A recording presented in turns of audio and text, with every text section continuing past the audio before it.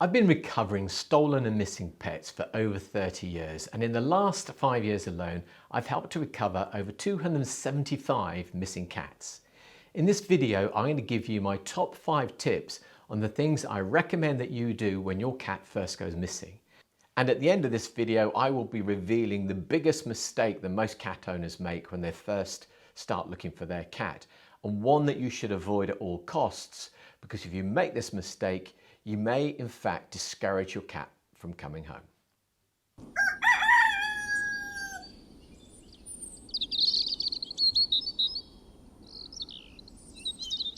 Okay, my first tip is you're going to need what I refer to as a virtual missing cat poster. You don't have time to sit down and design a full poster or flyer, that comes later, and I've created a video on what makes for a really good missing cat poster. But for now, you want to put something together that's only going to take you a couple of minutes. So go to your mobile phone and find an image of your cat standing and facing the camera. If you don't have one standing up, then find an image of the cat sitting down. Now save that image in portrait mode and crop it down so as the cat fills the full frame and there's a gap at the top of the image and a gap at the bottom of the image. Now save that image. What you're going to do next is add text, and there's a host of free apps out there. We use Fonto and there's a link in the description below, but you can use any app you want. All you need to do is to put on the top of the image the word missing in capital letters using a clear font and a clear color. At the bottom of the image, you're now going to put your mobile telephone number. Remember, you need to make it a clear font and a clear color. Now save that image, and you're good to go with your virtual cat poster.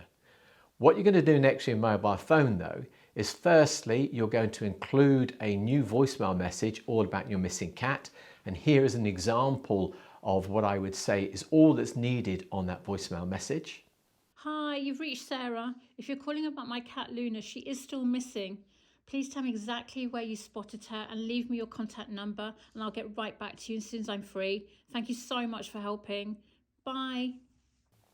And then the last thing you're going to do with your phone is you're going to plug it in and start charging it up. You need as much power in your phone as possible.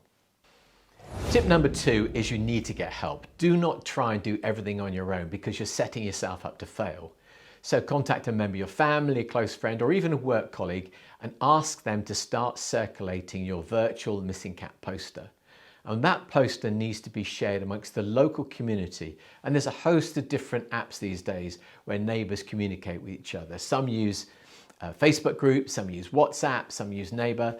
Just do the research and then get that virtual missing cat poster shared within the local community. And you want to share it at least 3 times in the first 8 hours. All you need to do is to change the message each time that poster is put up on that particular app. Tip number 3 is do not overlook the obvious. Now I've lost count of the amount of investigations I have done where I discover the missing cat in the owner's outbuildings or even on some occasions actually in the owner's house. So you have to ask yourself the following 3 questions. When and where did you last see your cat? And what exactly was going on within your cat's territory on the day that your cat went missing?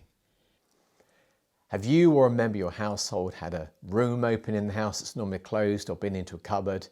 Has an attic space or loft been opened? Remember, cats are good climbers.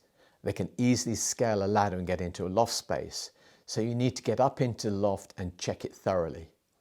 In respect of outbuildings, if there's any doubt whatsoever as to whether an outbuilding has been opened, then assume it has and search it thoroughly. And you're going to need a torch. If a cat's traumatized or spooked by something, then it's likely to be tucked away in a corner, so you need to get right into that outbuilding and search it properly. And also don't forget any vehicles that are on your property, especially those that have been sitting around for a few days or longer. They all need to be opened and searched. Tip number 4 is you need a search plan. Nothing too complicated, just grab a notebook and pen and jot down a number of key issues. These will include where exactly are you going to start your search? How are you going to search? For example, if you know your cat's territory, will you ask the occupants of your neighbouring houses to search the outbuildings on your behalf, or will you do it? My advice is if you know an outbuilding is within your cat's territory, then you should be searching it. You must have structure to your search. It also is very, very handy to have a couple of maps printed off rather than relying on your mobile phone, which is just going to eat valuable battery power. Tip number 5 is you're going to need to have with you a simple search kit. So grab a rucksack or a stuff bag and you're going to put some really important items into that rucksack.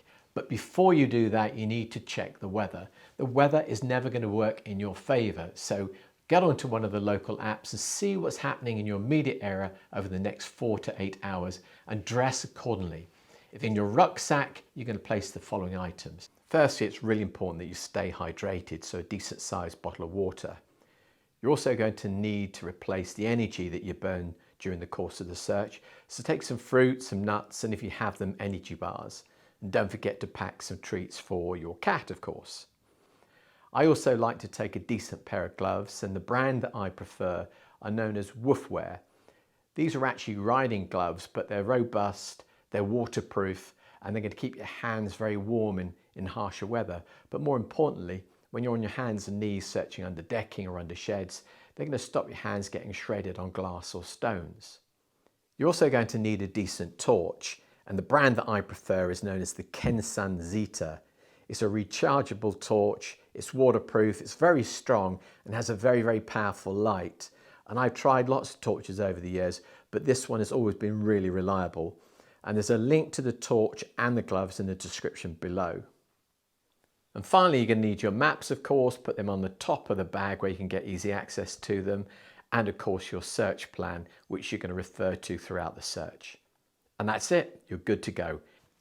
So let's revisit those top 5 recommendations. At the top of the list is you're going to need a virtual missing cat poster. This is what you're going to share when you start your search. Tip number 2 is you need to get help from family, a friend or a work colleague in sharing that virtual missing cat poster. Tip number 3, do not overlook the obvious. Search your home, your garden and your outbuildings thoroughly. Tip number 4, you need a search plan. You need structure to what you're doing. And tip number 5 is you're going to need a search kit. Right, so I told you that I would explain to you about the biggest mistake that most cat owners make, which is they start to change their cat's environment. It may well be that the reason your cat's gone missing in the first place is because there's too much change in the home or change in the garden or outbuildings. Therefore, if you start to introduce even more change, you're actually going to discourage your cat from coming home. So don't put cat litter out, don't put food out, don't put any blankets out. So do not change your environment whatsoever. And if you want to know why it's such a big mistake changing your cat's environment, then please watch the next video.